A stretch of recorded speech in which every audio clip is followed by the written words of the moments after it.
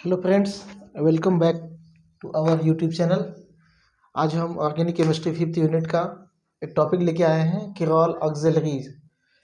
Kirol means आप समझते होंगे कार्बन एटम जिसमें चारों संयोजकता क्या हो, अलग अलग ग्रुप से जुड़े हो, वो क्या कहलाता है? किरोल कार्बन एटम कहलाता है। और ऑक्सिलरी मतलब होता है सहायक। सहायक, ठीक है। कहने का मतलब क्या है कि कोई ऐसा केमिकल कंपाउंड या फिर यूनिट जो एसिमेट्रिक सिंथेसिस में यूज होता हो और जो ऑप्टिकली एक्टिव हो खुद, है ना। ये जो किरोल ऑक्सिलरी होते हैं वो क्या होते हैं? ऑप्टिकली एक्टिव होते हैं। इनका काम क्या होता है? इनका काम होता है ए किरोल सबस्ट्रेट को कन्वर्ट करना, किसमें? किरोल प्रोडक्ट में, ठीक है। तो ए किरोल सबस्ट्रेट कोई है, जैसे कि यहाँ पे ये जो सबस्ट्रेट मैंने लिया है ये क्या है? ऑप्टिकली इनएक्टिव है। ये भी क्या है? ऑप्टिकली इनएक्टिव है। इससे बना है ये PCl5 के रिएक्शन से क्या बना है ये, है ना।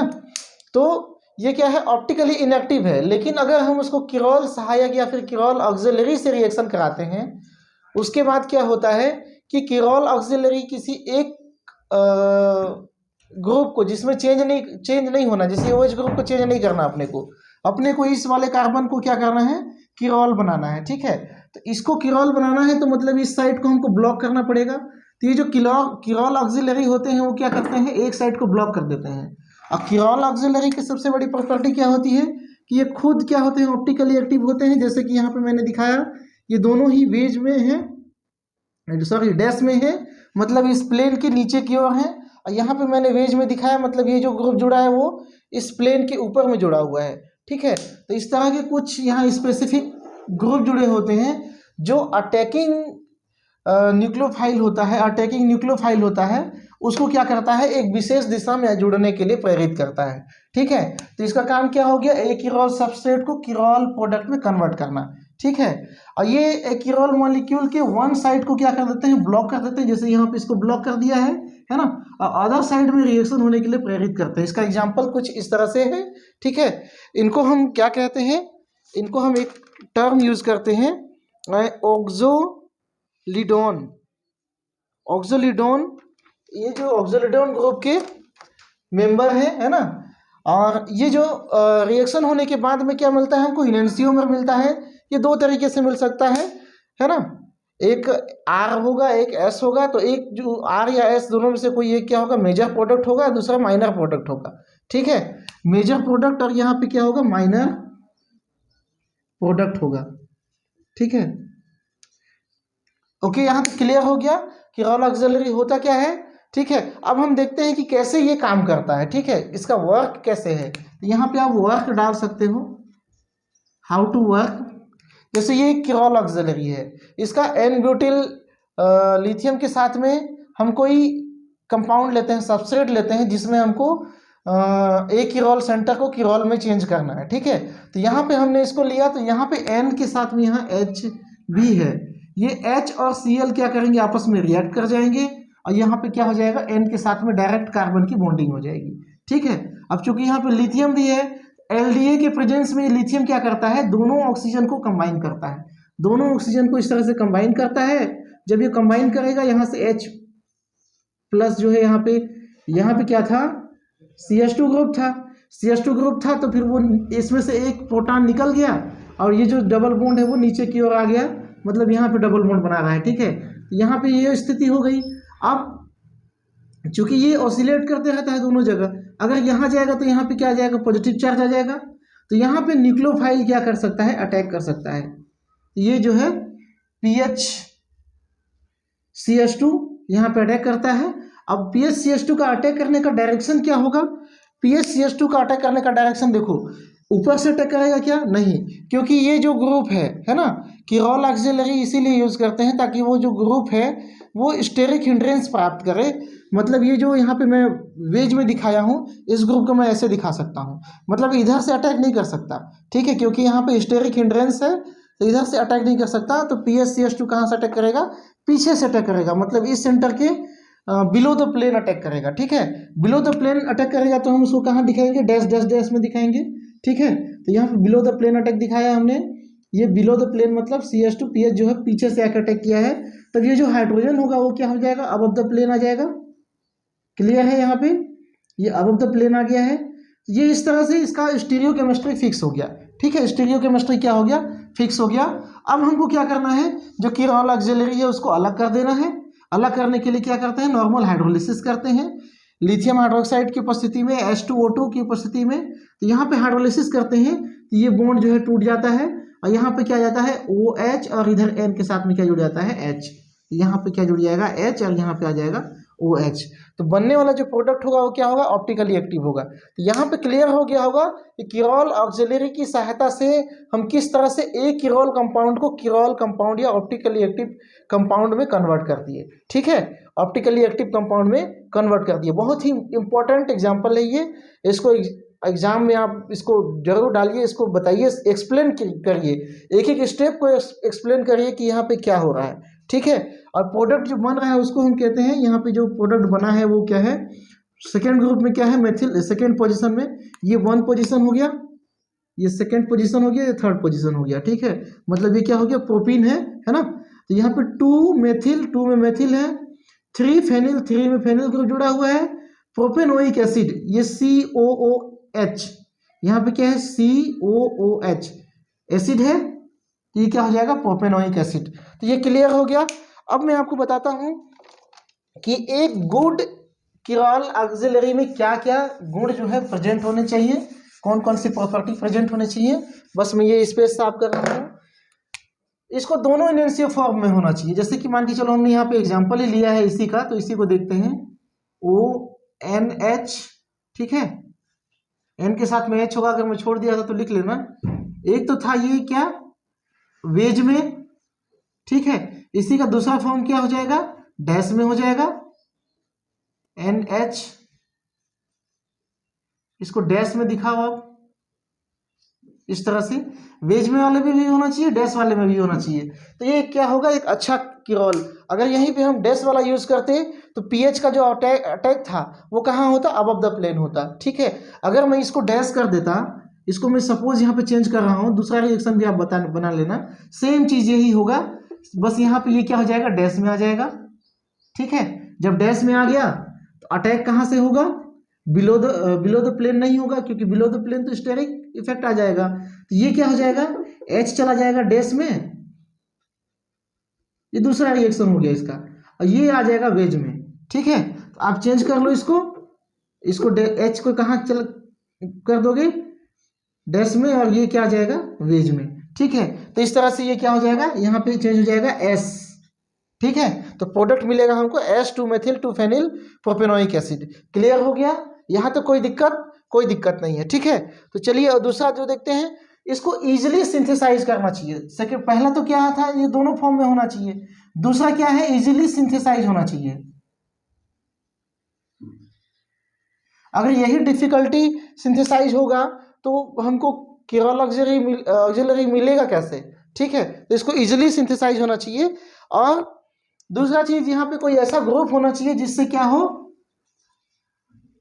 सबस्ट्रेट से जुड़ सके। तो यहाँ पे क्या है, NH है, जिससे ये क्या करेगा, सबस्ट्रेट से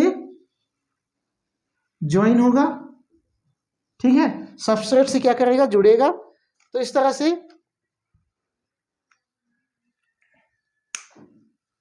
और यहाँ पे सबसे अहम चीज हमने देखा, ये स्टेरिक साइट है ना, जो कि क्या कर रहा था, प्रोडक्ट पे इफेक्ट डाल रहा था। और इसका क्लीवेज भी क्या होना चाहिए, आसानी से होना चाहिए। जैसे कि यहाँ पे प्रोडक्ट बनने वाला है, ठीक है, इसका क्लीवेज अगर यहाँ से नहीं होगा तो प्रोडक्ट हमको कैसे मिलेगा। तो इस तरह से इसका 4th पॉइंट में होना चाहिए क्लीवेज। 4th पॉइंट में क्या होना चाहिए, क्लीवेज क्या होना चाहिए, आसानी से होना चाहिए, ठीक है। और एक पॉइंट है, और ये रिकवरेबल होना चाहिए। क्लीवेज होने के बाद में हमको सेम कंपाउंड मिलना चाहिए, ताकि ये जो है अगला रिएक्शन को फॉरवर्ड कर सके, ठीक है, अगला रिएक्शन को क्या कर सके, फॉरवर्ड कर सके, ठीक है। ये हो गया आपका किरॉल ऑक्सिलरी। मैंने सारे क्या बोलना चाहिए, गूगल सर्च मार दिया, सब कुछ मार दिया है ना, बहुत सारे नोट्स देखे तब जाके ये नोट बना है। तो ये एकदम फैक्ट है, रियल है, आप इसको नोट्स बना लीजिए, है ना। मैं इसका नोट्स अभी प्रोवाइड नहीं करूंगा जल्दी, क्योंकि आप लोग ना वीडियो पूरा नहीं देखते हो, ठीक है। तो इसलिए पहले इस वीडियो को अच्छे से देख लीजिए, देन मैं नोट्स प्रोवाइड कर देता हूँ, ओके। तो अगला टॉपिक हम ले लेते हैं इसी यूनिट का, वो है एनेंशियोमर एक्सेस। ये क्या होता है, मैं इसको जल्दी जल्दी समझाने का प्रयास करता हूँ। इनैंसियोमर एक्सिस का कहने का मतलब क्या है कि कितने इनैंसियोमर बन रहे हैं उसको हम कैसे जानेंगे, ठीक है। उसको हम पोलैरिमीटर से तो जान सकते हैं, लेकिन उसको दर्शाने के लिए कोई यूनिट तो होना चाहिए, है ना। कोई यूनिट तो हमारे पास होना चाहिए। तो इसलिए हमने ई या फिर इनैंसियोमर एक्सिस टर्म यूज कर रहे हैं उसको डिफाइन करने के लिए, ठीक है। तो मैं इसको बहुत ही इजी वे में बता रहा हूँ, बस एग्जांपल लेके। इनैंसियोमर एक्सिस, पहले हेडिंग डाल लेते हैं, इनैंसियोमर एक्सिस, इनैंसियोमर एक्सिस, ठीक है। इसको हम ई से शो करते हैं, ठीक है। ये क्या होता है, स्टीरियोकेमिस्ट्री में इनैंसियोमर एक्सिस एक प्रकार का पोलैरिटी या प्योरिटी मेजरमेंट होता है ना। कितने कितने प्योर मतलब मॉलिक्यूल बन रहे हैं उसका मेजरमेंट होता है ना। जो कि किरोल सब्सटेंस के इनैंसियोमर के अमाउंट को बताता है। क्या बताता है, किरोल सब्सटेंस के इनैंसियोमर के अमाउंट को बताता है कितना है ना। 1 मोल है, 2 मोल है ना। तो इसको माना कि चलो सपोज मान के चले, ये क्या बता रहा है, उसके अमाउंट को बता रहा है। सपोज मैंने कह दिया यहाँ पे कोई सबसेट बनाया, ठीक है। यहाँ पे ई इजिकल टू 0% मान के चलो, ठीक है। तो इसका मतलब क्या होगा कि कोई एक आइसोमर क्या होगा, 100% बना होगा, और एक क्या होगा, 0% बना होगा। चलो सपोज पहला आइसोमर क्या बना लिया, मान के चलो 30% बना लिया, ठीक है। सेकेंड आइसोमर कितना बन रहा है, चलो 30 ले लेते हैं, 30%, इसको ले लेते हैं 70%। तो ई हम कैसे कैलकुलेट करेंगे, ई कैलकुलेट करने के लिए हम क्या करेंगे, 70 माइनस 30 इजिकल टू 40%। दोनों में डिफरेंस जो आएगा उसी को हम क्या कहेंगे, इनैंसियोमर एक्सेस कहेंगे, ठीक है। इसको इनैंसियोमर एक्सेस नहीं कह रहे हैं हम, इसको इनैंसियोमर एक्सेस नहीं कह रहे हैं। कह किसको रहे हैं, दोनों के बीच में कितना डिफरेंस है, मतलब फर्स्ट और सेकेंड वाला जो आइसोमर है, या फिर आर या एस के बीच में जो आइसोमर है उसका डिफरेंस कितना है, ठीक है। तो उसको हम क्या कहते हैं, इनैंसियोमर एक्सेस कहते हैं। क्लियर हो गया, ये छोटा सा टॉपिक है। इसका डिफिनेशन ही ऐसा ही है कि इनैंसियोमर के मोल फ्रैक्शन के बीच में एब्सोल्यूट डिफरेंस को ही इनैंसियोमरिक एक्सेस कहा जाता है, ठीक है। इनैंसियोमरिक एक्सेस कहा जाता है।